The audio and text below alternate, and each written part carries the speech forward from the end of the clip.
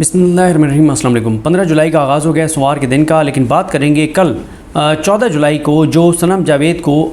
FI के case में मुकदमे से डिस्चार्ज किया गया, उसका जो तहरीरी हुक्मनामा आया वो बहुत अहम है। उसमें बड़ा ज़बरदस्त फ़ैसला लिखा है जो जुडिशल मजिस्ट्रेट हैं मलिक मोहम्मद इमरान साहब ने, जो ड्यूटी जाए थे। उन्होंने सनम जावेद को पीका के तहत इस FIR में इस मुकदमे से डिस्चार्ज करते हुए कहा है कि जो सनम जावेद पर इल्ज़ामात हैं वो फजूल और बेबुनियाद हैं, और उन्होंने हुक्म दिया कि अगर सनम जावेद किसी और मुकदमे में मतलूब नहीं है तो उन्हें फ़ौरी तौर पर रिहा किया जाए। वो रिहा हो भी गई थी, फिर जो दोबारा गिरफ़्तार हुई वो मैं आपको बता चुका हूँ। और इसमें आगे चल के मैं आपको दो चीज़ें बताऊँगा कि कल का हुकूमत का आज का यानी प्लान क्या है हुकूमत और हुकूमती इदारों का, और साथ इस पर भी बात करेंगे कि मियां अली इशफाक साहब पर जो तनकीद हो रही है उनके हवाले से भी चीज़ें मैं आपके सामने रखूँगा। इसमें जो मलिक मोहम्मद इमरान साहब हैं उन्होंने जो इनकी दरख्वास्त थी जिस्मानी रिमांड की FI की जानिब से, उस पर कानूनी और तकनीकी एतराज़ात उठाते हुए उन्होंने कहा है कि जो सनम जावेद के ख़िलाफ़ FIR है ये मुबहम है, और उन्होंने ये भी कहा है कि जो FIR है वो गैर मजाज शख्स की शिकायत पर दर्ज हुई और FIR में वक़ूआ के वक्त और तारीख़ का कोई जिक्र नहीं, जबकि कानून के मुताबिक हक़ के दिफा तैयार करने के लिए मुलजिम को मालूम होना चाहिए कि मुबैना जुर्म का इर्तिकाब किस वक्त और किस तारीख़ को हुआ। और जो मलिक मोहम्मद इमरान साहब हैं उन्होंने सारे मामले पर इलाकाई इख्तियार दायरा इख्तियार का एतराज़ भी उठाया है और करार दिया है कि लाहौर में पेश आने वाले वक़ूए पर इस्लामाबाद की अदालत को इख्तियार समाअत हासिल नहीं। यानी अगर सनम जावेद लाहौर में ट्वीट्स करती रहीं तो इस्लामाबाद की अदालत क्यों सुने, जाएँ लाहौर में अदालतें भी हैं, FI के दफातर भी हैं, वहाँ पर केस चलाएँ फिर। लेकिन वो इसलिए नहीं चला सकते थे कि जस्टिस असद जावेद घुराल और जस्टिस अली ज़िया बाजवा ने जो तारीखी फ़ैसला दिया, उस फैसले के बाद पंजाब में कोई और केस बन नहीं सकता था। उसके बाद जुडिशल मजिस्ट्रेट मलिक मोहम्मद इमरान ने सनम जावेद के ख़िलाफ़ रियासती इदारों और पाकिस्तान आर्मी के ख़िलाफ़ लोगों को उकसाने और झूठा बयानिया बनाने के इल्ज़ामात की जो असलियत है उस पर सवालात उठाते हुए करार दिया कि FIA cyber crime reporting centre की तरफ से दर्ज FIR 2024 की है, जबकि सनम जावेद बनाम स्पेशल जज गुजरांवाला क्रिमिनल रिव्यू पिटीशन में लाहौर हाई कोर्ट के फैसले के मुताबिक सनम जावेद का mobile phone police station survey road Lahore के कब्ज़े में है। यानी वो तो पहले से ये कहते हैं कि हमने मोबाइल रिकवर करना है, हमने सनम जावेद का ट्विटर रिकवर करना है। भाई मोबाइल आपके पास, पुलिस के पास ट्विटर अकाउंट उसमें खुला हुआ है और 10 मई के बाद से उसके पास मोबाइल नहीं है तो उस ट्विटर इस्तेमाल नहीं कर रही, तो अब आप उसके ऊपर ये केस बना रहे हैं, बोगस केस। और जय साहब लिखते हैं कि 10 मई 2023 से सनम जावेद पाबंद सलासिल है। उन्होंने हुक्मनामे में लिखा है कि FIR नंबर 167/24 में सनम जावेद पर ट्विटर के ज़रिए रियासती इदारों और फ़ौज पाकिस्तान के ख़िलाफ़ झूठ फैलाने, झूठा बयानिया बनाने और रियासत मुखालिफ सरगर्मियों की तौसीफ़ करने का इल्ज़ाम आयद किया गया है। ये भी इल्ज़ाम है कि अवाम को तशद्दुद और दहशतगर्दी पर उकसाया जा रहा है, यानी सनम जावेद की जानिब से अवाम को तशद्दुद और दहशतगर्दी पर उकसाया जा रहा है, जबकि धौंस के ज़रिए आम अवाम, रियासती इदारों और फ़ौजी अफसरान में खौफ, अफरा तफरी और अदम तहफ़्फ़ुज़ का माहौल पैदा किया जा रहा है। फ़ैसले में जज मलिक मोहम्मद इमरान कहते हैं कि किसी भी इर्तिकाब जुर्म में वक़ूआ के वक्त और तारीख़ इंतहाई अहमियत का हामिल है, क्योंकि कानून के तकाज़े पूरे करने के लिए ज़रूरी है कि फ़र्द जुर्म आयद करने के लिए मुलजिम को जो मवाद दिया जाए उनमें वक़ूआ का वक्त और तारीख़ वाज़ेह हो ताकि वो जवाब में अपना दिफा तैयार कर सके। लेकिन ज़ेरे गौर मामले में इंतहाई समझदारी के साथ FIR में वक़ूए का वक्त और तारीख़ गायब है। ज़ाहिर है वो कह रहे हैं कि अगर कोई जुर्म उसने किया है, लिखें कि इस तारीख़ को इतने बजे ट्वीट किया, फिर ये जुर्म हुआ, ये हुआ, ये हुआ, ये हुआ, बताएं कौन लोग उससे मुश्तइल हुए, दहशतगर्दी के कितने वाक़यात हुए, इसके नतीजे में कोई चीज़ वो कहते हैं आपने FIR में नहीं लिखी, सारी बोगस FIR, मुबहम FIR, कोई उसमें हकीकत नहीं है। फिर वो कहते हैं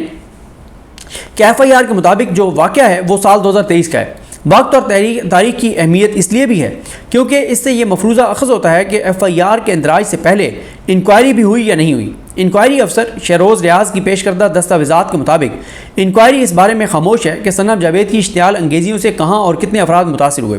क्योंकि इलाकाई दायरा इख्तियार के इस्तेमाल के लिए इंक्वायरी में इन तफसीलात का मौजूद होना ज़रूरी है कि कितने लोग कहाँ मुतासिर हुए। हुक्मनामे में वाज़ेह किया गया है कि इस्लामाबाद हाई कोर्ट के ट्रांसफ़र पोस्टिंग नोटिफिकेशन के मुताबिक इस अदालत का, यानी जिस अदालत में वो बैठे हैं, इस अदालत का दायरा इख्तियार पूरे इस्लामाबाद के लिए नहीं बल्कि सिर्फ इस्लामाबाद वेस्ट के क्रिमिनल और सिविल मामलात के लिए है। ज़ाब्ता फ़ौजदारी के मुताबिक अगर कोई वक़ूआ लाहौर का है तो उसके ख़िलाफ़ चाराजोई भी लाहौर में होगी। किसी अदालत का दायरा इख्तियार तमाम पाकिस्तान पर नहीं होता, लेकिन अगर इस मफरूज़े पर दायरा इख्तियार इस्तेमाल किया जाए कि वक़ूआ तो लाहौर का है लेकिन असरात इस्लामाबाद में हुए थे, तो फिर cyber crime reporting centre Islamabad का दायरा इख्तियार भी पूरे पाकिस्तान पर मुहित हो जाएगा। लेकिन कानून हरगिज़ इसकी इजाज़त नहीं देता। मज़ीद कहा गया कि इस बारे यकीन से कुछ नहीं कहा जा सकता कि सनम जावेद 10 मई 2023 से मोबाइल फ़ोन इस्तेमाल कर रही है, क्योंकि 10 जुलाई 2024 के लाहौर कोर्ट के फैसले में अख़ज़ करदा हक़ाइक़ के मुताबिक सनम जावेद का मोबाइल फ़ोन पुलिस के कब्ज़े में है और वो 10 मई 2023 से जेल में बंद है। लेकिन अगर ये दावा तस्लीम भी कर लिया जाए कि सनम जावेद ने इस्लामाबाद में मोबाइल फ़ोन रियासत मुखालिफ सरगर्मियों के लिए इस्तेमाल किया, तो फिर यह वाक़या 10 मई 2023 से पहले होना चाहिए। FIA रिकॉर्ड के मुताबिक सब इंस्पेक्टर शहरोज़ रियाज की शिकायत पर मुकदमा दर्ज हुआ, लेकिन रिकॉर्ड पर ऐसी कोई चीज़ नहीं जिससे यह साबित हो कि शहरोज़ रियाज को मुतलका इदारों या पाकिस्तान आर्मी ने अपना नुमाइंदा मुकर्रर किया हो। यानी अगर वो कह रहे हैं कि फ़ौज को बड़ा नुकसान हुआ, फ़ौज के खिलाफ इसने ये किया, फ़ौज के अंदर बड़ी डिस्टर्बेंस हुई, तो फ़ौज को फिर चाहिए था कि वो इनको अथॉरिटी देते कि आप हमारी तरफ से मुद्दई बने शहरोज़ रियाज साहब को। लेकिन वो कह रहे हैं कि वो बिल्कुल आर्मी ने उनको अपना नुमाइंदा मुकर्रर नहीं किया। शिकायत कुनिंदा जो शहरोज़ रियाज हैं ना तो मजाज है ना वक़ुआ का मुतासरा शख्स करार दिया गया है कि जहाँ तक इदारों और पाकिस्तान आर्मी के ख़िलाफ़ ये कहा गया कि फजूल बयानियाँ बनाया गया है और फजूल बयानियाँ बनाने का इल्ज़ाम है, तो बज़ाते ख़ुद ये इल्ज़ाम फजूल और बेबुनियाद है, क्योंकि अगर देखा जाए तो इदारों और पाकिस्तान आर्मी के लिए अवाम के दिल में मौजूद इज़्ज़त और मोहब्बत हर चीज़ पर मुकदम है। लेकिन अगर इल्ज़ाम को दुरुस्त भी माना जाए तो इज़्ज़त और मोहब्बत को झूठी कहानियों और बयानियों से कमज़ोर नहीं किया जा सकता। ये हकीकत है कि शिकायत रियासती इदारों या पाकिस्तान आर्मी के नुमाइंदे की तरफ से दर्ज नहीं हुई, और जिसने दर्ज की तो उन्हें ना तो अथॉरिटी हासिल थी, ना ही उनका ताल्लुक मुज़कूरे अदारों से था, और ना वो वाक़े के मुतासिर थे। FIR की तफसीलात और तफ्तीशी अफसर के साथ दस्तियाब रिकॉर्ड से ये साबित नहीं हो सका कि कोई जुर्म हुआ हो। जिस्मानी रिमांड की दरख्वास्त मुस्तरद की जाती है और सनम जावेद को इल्ज़ामात से बरी किया जाता है। ये है जो जज हैं Malik Mohammad Imran judicial magistrate duty जज जो थे, ये उनका फ़ैसला है, ज़बरदस्त फ़ैसला है। अब इतलात ये हैं कि सनम जावेद को MPO के तहत उनको गिरफ़्तार किया गया है और आज यानी 15 जुलाई को इनका जो ड्यूटी जज थे मलिक मोहम्मद इमरान साहब, इनका फ़ैसला सेशन जज के पास चैलेंज किया जाएगा। और मियां अली इशफाक साहब ने ट्वीट किया है कि उनके अदालती और सहाफ़ती ज़राए ये बताते हैं कि जो FIA वाले हैं वो कह रहे हैं साड़ी गल हो गई है, और सेशन जज साहब अगर तो वही हैं जिनका नाम एहतशाम अली अब्बासी साहब ने लिखा है, आज़म खान साहब, तो ये सेशन जज साहब के पास जाना है मामला। और FIA ज़राए बकौल मियां अली इशफाक साहब के वो कहते हैं साड़ी गल हो गई है। सेशन जज साहब इस फैसले को कलअदम करेंगे, कलअदम करके और FIA के जज के पास भेजेंगे, और FIA के जज मेरा ख्याल है हुमायूं दिलावर साहब हैं आजकल, और उसमें फिर वो कहते हैं कि इनका वो जिस्मानी रिमांड दे देंगे। दूसरा प्लान उस्मान भट्ट जो क्राइम रिपोर्टर हैं वो कहते हैं कि बलूचिस्तान की पुलिस भी आ सकती है और इनको बलूचिस्तान भी सनम जावेद साहिबा को भेजा जा सकता है। लेकिन आप बलूचिस्तान भेजें, अब एक और किस में गिरफ़्तार करें, अब सनम जावेद की भी मैक्सिमम गिरफ़्तारी आप ज़्यादा से ज़्यादा और जो रख सकते हैं वो 8-10 दिन रख सकते हैं। आखिर में मैं बात करूँगा, मियां अली इशफाक साहब पे बहुत तनकीद हो रही है कि मियां अली इशफाक साहब ने बग़ैर वारंट देखे क्यों इतनी जल्दी आसानी से सनम जावेद को गिरफ़्तार होने दिया है या गिरफ़्तारी देने का कहा। देखें, पहले मुझे भी लगा कि फ़ैसला दुरुस्त नहीं है, लेकिन जब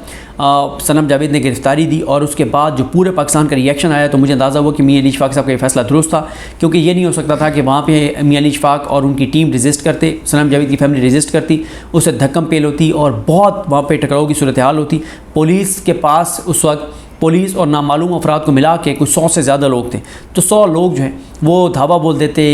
मतलब वहाँ पे तोड़ फोड़ करते, बदतहज़ीबी करते, बदतमीज़ी करते, गुंडागर्दी करते, बदमाशी करते, तो वो ठीक नहीं था। जिस जुर्रत, बहादरी, सब्र और जिस हौसले से मुस्कुराते हुए सनम जावेद ने गिरफ़्तारी दी है, उसका जो रिएक्शन पूरे पाकिस्तान और पूरी दुनिया से आ रहा है वो बहुत खौफनाक है। आज तक सनम जावेद इससे पहले 14-15 बार गिरफ़्तार हुई है, कभी इतना रिएक्शन नहीं आया जितना रिएक्शन आज आया है, और इस आज के रिएक्शन का बड़ा आप असर देखेंगे पाकिस्तान की अदालतों पर। और अब आप देखें ना कि जज मलिक मोहम्मद इमरान साहब ने जो फ़ैसला दिया है, पूरे पाकिस्तान, पूरी दुनिया से उनको सराहा जा रहा है, उनको अप्रिशिएट किया जा रहा है। और अगर सेशन जज साहब सुबह इनका फ़ैसला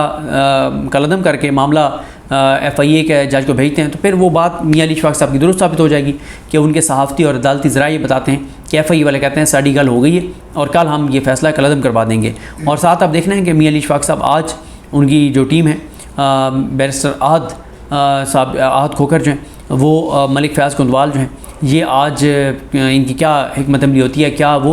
हेबियस की कोई पिटीशन भी करते हैं इस्लामाबाद हाई कोर्ट में, क्योंकि आमिर फ़ारूक साहब वहाँ पे नहीं है, मुस्तफ़ा तरकियानी साहब मेरे ख्याल बैठे हुए हैं, तो उनकी वो केस वहाँ लग भी सकता है। लेकिन ज़ाहिर है अगर MPO के तहत है तो वो आके बता देंगे कि MPO के तहत गिरफ़्तारी की गई है। मीनवाइल उधर से वो करवा दिया जाएगा, सेशन जज से ये फ़ैसला करवा दिया जाएगा। और फिर एक मसला ये भी है कि आज वर्किंग डे है, फिर आगे मंगल को जो है वो 2 छुट्टियाँ हैं, और फिर मामला जुमेरात तक चला जाएगा। तो देखते हैं जी, आज जो भी अपडेट होगी वो आपको बताएंगे। लेकिन मियां अली इशफाक साहब के हवाले से मैंने आपको बता दिया कि उनका फ़ैसला बिल्कुल ठीक था और सनम जावेद की फैमिली ने भी यही किया कि हमने रजिस्ट नहीं करना, हमने गिरफ्तारी देनी है। और ये जो है कि वो मियां अली इशफाक साहब वहाँ से लेके निकले थे तो सीधे KPK चले जाते। ज़रा तस्वुर करें अगर वो KPK चले जाते तो अब पूरे मुल्क में क्या बातें हो रही होती। भाग गई 14 महीने, हालांकि उन्होंने भुगता 14 महीने, तो इल्ज़ाम लग रहे होते। लेकिन जिस तरह से सनम जावेद ने गिरफ़्तारी दी है उससे गिरफ़्तार करने वाले भागते फिर रहे थे और वो उनके पीछे भाग रही थी क्या वो मुझे गिरफ़्तार करो, और वो छुपते फिर रहे थे गिरफ़्तार करने वाले। तो ये फ़ैसला मियां अली इशफाक साहब का बिल्कुल दुरुस्त था और ये सिर्फ उनका नहीं फ़ैसला था, सनम जावेद की फैमिली का भी था। और उस वक्त और क्या करते, क्या कोई दीवार फलांग के वो निकलने की कोशिश करती सनम जावेद, या वहाँ पुलिस के ऊपर को हमला कर देते, असला तो था नहीं। तो इसलिए मेरा ख्याल है ये दुरुस्त फ़ैसला था। और मियां अली इशफाक साहब का ये मैंने आपको बता दिया, उनके हवाले से मैंने आपको तफसील बता दिया कि ये फ़ैसला सिर्फ मियां अली इशफाक का नहीं था, सनम जावेद की फैमिली का भी था कि हमने कोई रियासत के साथ टकराना नहीं है, जो भी जुल्म हो रहा है हमने उसको सहना है और हमने उसके ऊपर तहम्मुल से आगे बढ़ना है, बहादुरी के साथ आगे बढ़ना है, हमने अपने हौसले नहीं टूटने देने। सनम जावेद के वालिद हों, वालदा हों, उनके हस्बैंड हों, सब बहादुरी के साथ इस सारी चीज़ को फेस कर रहे हैं और हर आने वाले दिन के साथ इन सब की इज़्ज़त एहतराम में इजाफा हो रहा है और जो ये केसेस बनाने वाले हैं वो कमज़ोर से कमज़ोर तर होते चले जा रहे हैं। मुझे अपनी दुआ में याद रखें। अलकरीम आप सब का हामी नासर। अल्लाह हाफ़िज़।